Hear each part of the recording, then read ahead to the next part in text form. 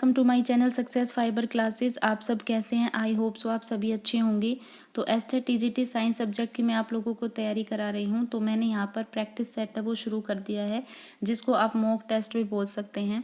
जितने भी क्वेश्चन हैं ये सारे प्रीवियस ईयर क्वेश्चन हैं, डिफरेंट डिफरेंट एग्जाम में आए हुए हैं, ठीक है। और इसमें एस्टेट DSSB के भी क्वेश्चन इन्वॉल्व हैं, ठीक है। चाहे तो आप DSSB के प्रीवियस ईयर क्वेश्चन है वो देख सकते हैं, ठीक है। तो ये क्वेश्चन 2021 में आए हुए हैं DSSB में, ठीक है। तो कॉन्सेप्ट है वो तो सेम ही रहेगा। तो आप जिस भी एग्ज़ाम की तैयारी करते हैं तो आप डिफरेंट प्रीवियस ईयर उठा के अगर कर लोगे ना तो आपका वहाँ से सब्जेक्ट बिल्कुल कवर हो जाता है, ठीक है। तो यहाँ पर आप देख सकते हो कि कैसे मतलब मेरी वीडियो के थ्रू अगर आप लोगों ने मेरी वीडियो पढ़ी है तो आप इन क्वेश्चंस को बहुत अच्छे से टैकल कर पाओगे, ठीक है। और मैंने आपको बिल्कुल अच्छा से वीडियो जो क्वालिटी कंटेंट है वो आपको प्रोवाइड करा रखा है, ठीक है। तो चलिए शुरू करते हैं आज का जो हमारा लेक्चर है। तो इसमें ना मैंने आपको पहली वीडियो के अंदर 10 क्वेश्चन करा दिए थे। आज फिर हम उससे आगे चलेंगे। मुझे नहीं पता कि टोटल कितने क्वेश्चन बनेंगे, ठीक है। ये सीरीज आपकी चलती रहेगी, ठीक है। जिससे क्या होगा, आप लोगों का रिवीजन होगा। फिजिक्स, केमिस्ट्री, बायो, इसमें मिक्स क्वेश्चन आएंगे, ठीक है। पहले इसमें थोड़ी सी फिजिक्स चल रही है, फिर केमिस्ट्री आएगी, उसके बाद फिर इसमें बायो आएगी, ठीक है। तो रैंडमली यहाँ से क्या होगा, आपकी एक स्मार्ट स्टडी चल रही है। जैसे कोई भी अगर आप एक क्वेश्चन सोल्व करते हो तो रैंडमली उससे कोई भी एक टॉपिक आपका प्रिपेयर हो जाता है, और यही होता है स्टडी को करने का तरीका, ठीक है। तो चलिए शुरू करते हैं आज की वीडियो का पहला क्वेश्चन। और CET DSSB वाले कैंडिडेट भी इनको कर सकते हैं, ठीक है। चलो पहला क्वेश्चन है, विच of the following connection generally uses series connection, कि इसमें कौन सा कनेक्शन है जो जनरली सीरीज कनेक्शन में यूज होता है। तो भाई हमने पढ़ा है इलेक्ट्रिसिटी चैप्टर के अंदर दो टाइप का कॉम्बिनेशन, एक हमने पढ़ा है सीरीज और एक हमने पढ़ा है पैरेलल, ठीक है। सीरीज में आपने क्या पढ़ा है कि सीरीज में क्या होता है कि सारे जो अप्लायंस होते हैं वो एक ही पाथ के अंदर होते हैं, एक इलेक्ट्रिकल पाथ में होते हैं, ठीक है। जबकि पैरेलल में क्या होता है, अप्लायंस है वो अलग अलग होते हैं, दो सेम पॉइंट के बीच में और अलग अलग वायर से कनेक्ट होते हैं, ठीक है। अब सीरीज के अंदर क्या होता है कि जो अप्लायंस होता है, अगर एक अप्लायंस डैमेज हो जाता है तो पूरा का पूरा सर्किट खराब हो जाता है। क्यों? क्योंकि उसमें क्या होता है कि सभी का कनेक्शन एक ही स्विच से होता है। लेकिन पैरेलल में क्या होता है कि अगर एक अप्लायंस खराब हो जाता है तो उसका इम्पैक्ट अदर अप्लायंस पे या पूरे सर्किट पे नहीं गिरता, क्योंकि सभी का क्या होता है कनेक्शन अलग अलग होता है। जैसे हम बात करें अपने घर में, तो हमारे घरों में जो हाउस होल्ड अप्लायंस यूज होते हैं, तो आपने देखा होगा कि रैंडमली अगर कोई भी एक बल्ब फ्यूज हो जाता है या कोई भी एक इक्विपमेंट है, इलेक्ट्रिसिटी इक्विपमेंट खराब हो जाता है, तो उसका इफेक्ट हमारे पूरे घर की लाइट पर नहीं होता। तो इसका मतलब हाउस होल्ड अप्लायंस में हमारा पैरेलल कॉम्बिनेशन होता है। जबकि आपने देखा होगा कि जो डेकोरेशंस में जैसे हम लड़ी वगैरह यूज करते हैं दीपावली वगैरह पे, या फिर मैरिज फंक्शंस में, जो आपने देखा होगा ना कि एक वायर होता है और सभी उससे कनेक्ट होते हैं और वो वायर एक ही स्विच से कनेक्ट होता है, ठीक है। तो उसमें क्या होता है, उसमें सीरीज यूज होता है और उसमें अगर एक भी खराब हो जाए तो पूरा सर्किट खराब हो जाता है, ठीक है। तो इसका मतलब क्या होगा, अब इसमें आपको आंसर सर्च करना है। ये कह रहा है कि हाउस होल्ड अप्लायंस, अरे भाई अभी मैंने बताया हाउस होल्ड के अंदर पैरेलल कॉम्बिनेशन यूज होता है। डेकोरेशन के अंदर जो छोटे छोटे बल्ब्स यूज होते हैं दीपावली पर, उनमें सीरीज होता है, ठीक है। तो इसका आंसर क्या होगा, सेकंड। तो इसमें इसका आंसर होगा सी। उसके बाद नेक्स्ट क्वेश्चन है, ये न्यूमेरिकल है। अब इसमें ना ये दो ऑप्शन आए, PDF में बना रही थी तो मैंने एकदम से देखा नहीं और उसमें दो ऑप्शन नीचे एलिमिनेट हो गए, लेकिन मैं आपको इसका आंसर बता दूंगी। यहाँ पे ये है लाइट वाले चैप्टर से और इसमें मिरर वाला फॉर्मूला यूज करना है आपको। तो ये न्यूमेरिकल है, ठीक है। तो इसने बोल रखा है कि रेडियस कर्वेचर आपको गिवन है, ठीक है। बस है, उसकी डिस्टेंस दे रखी है 6 मीटर मिरर से। तो ये कह रहा है कि इसमें कौन सी स्टेटमेंट करेक्ट नहीं है वो बतानी है। तो पहले आपको इसमें आंसर निकालना होगा, V की वैल्यू निकालनी होगी। अब हमने पढ़ा है कि जो फॉर्मूला होता है मिरर फॉर्मूला, वो क्या होता है 1/f equal to 1/v plus में 1/u, ये आपने पढ़ा हुआ है, ठीक है। इसके अंदर क्या होता है, इसके अंदर जो u होता है ये ऑब्जेक्ट की डिस्टेंस होती है और ऑब्जेक्ट की डिस्टेंस हमेशा नेगेटिव ली जाती है, क्योंकि ये क्या होती है, जब हम साइन कन्वेंशन पढ़ते हैं क्लास 10th में, साइन कन्वेंशन दिया हुआ है NCERT बुक में, तो उसमें क्या होता है, ऑब्जेक्ट हमेशा लेफ्ट साइड रखा जाता है, इसलिए ऑब्जेक्ट की जो डिस्टेंस होती है हमेशा नेगेटिव होती है, और जो फोकल लेंथ होती है वो कॉन्वेक्स मिरर के लिए पॉजिटिव होती है और कॉनकेव के लिए नेगेटिव होती है। ठीक है, अब इसने रेडियस ऑफ कर्वेचर गिवन है। अब आपको पता है रेडियस ऑफ कर्वेचर और फोकल लेंथ के बीच में एक रिलेशन होता है R=2f। तो यहाँ से जब हम इसको निकालते हैं तो ये हो जाएगा R/2, तो f की वैल्यू कितनी आ जाएगी, 2 मीटर। उसके बाद यहाँ पे u की वैल्यू क्या दे रखी है, 6, लेकिन हमने बोला ऑब्जेक्ट हमेशा लेफ्ट साइड होगा तो ये -6 होगी।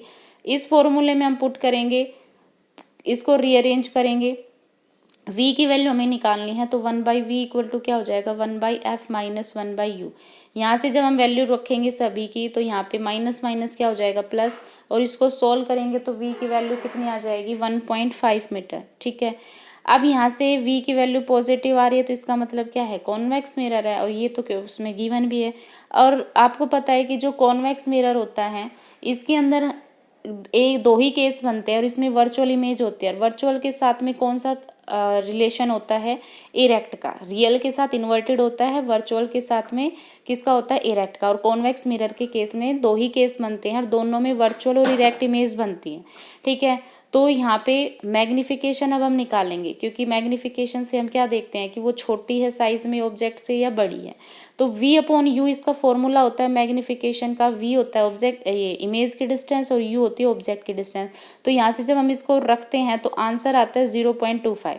अब यहाँ पे ऑप्शन में जो गिवन है ना, ऑप्शन के अंदर उसमें आपको दे रखा है कि जो इमेज का साइज है वो 0.20 सेंटीमीटर छोटा है किससे, ऑब्जेक्ट के साइज से, लेकिन हमारा आंसर कितना आया, 0.25। तो ये वाली ही स्टेटमेंट हमारी क्या होगी, इनकरेक्ट होगी। ठीक है, उसके बाद नेक्स्ट क्वेश्चन है, ये करेक्शन वाला है, डिफेक्ट्स इन विजन।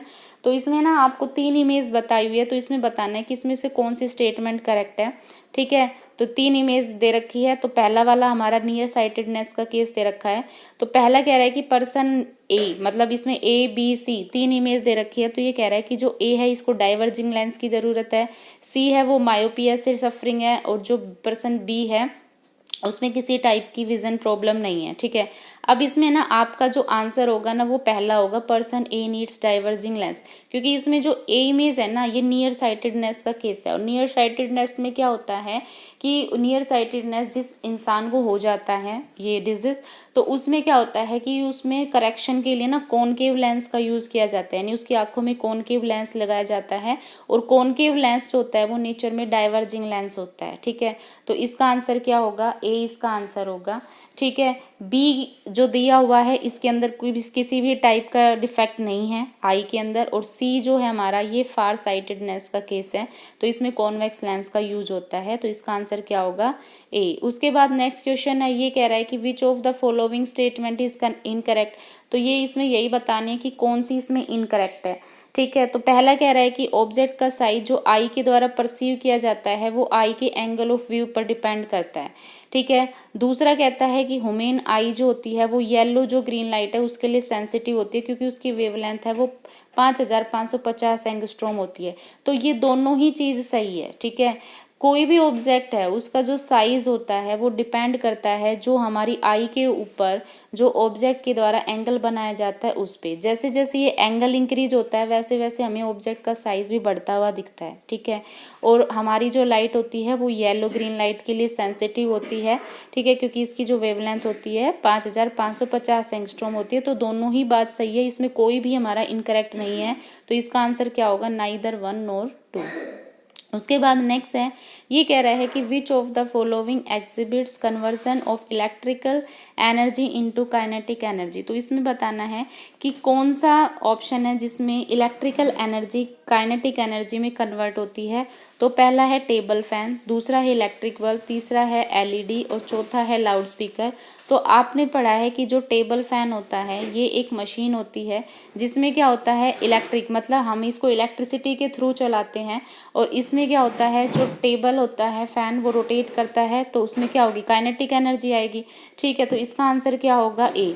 ठीक है, उसके बाद नेक्स्ट है बी, इलेक्ट्रिक बल्ब। जो इलेक्ट्रिक बल्ब होता है ये इलेक्ट्रिक एनर्जी को हीट एनर्जी में कन्वर्ट करता है, क्योंकि आपने देखा होगा कि जब भी कोई बल्ब होता है हम उसको जलाते हैं, ठीक है, और बाद में जब हम स्विच ऑफ करते हैं तो वो बल्ब हीट मतलब गर्म हो जाता है। लेड जो होती है लाइट इमिटिंग डायोड, ये इलेक्ट्रिकल एनर्जी को लाइट एनर्जी में कन्वर्ट होती है। भाई जो भी हमारे घरों में एलईडी लगी होती है, तो जब हम उसको उस जिस स्विच से कनेक्ट होती है उस स्विच को ऑन करते हैं तो उससे क्या होती है, लाइट निकलती है। और लाउड स्पीकर आपको पता है इलेक्ट्रिकल एनर्जी से साउंड एनर्जी निकलती है। तो इसका आंसर क्या होगा, ए टेबल फैन। उसके बाद नेक्स्ट क्वेश्चन है, ये कह रहा है कि which of the following type of coal is the best type of coal.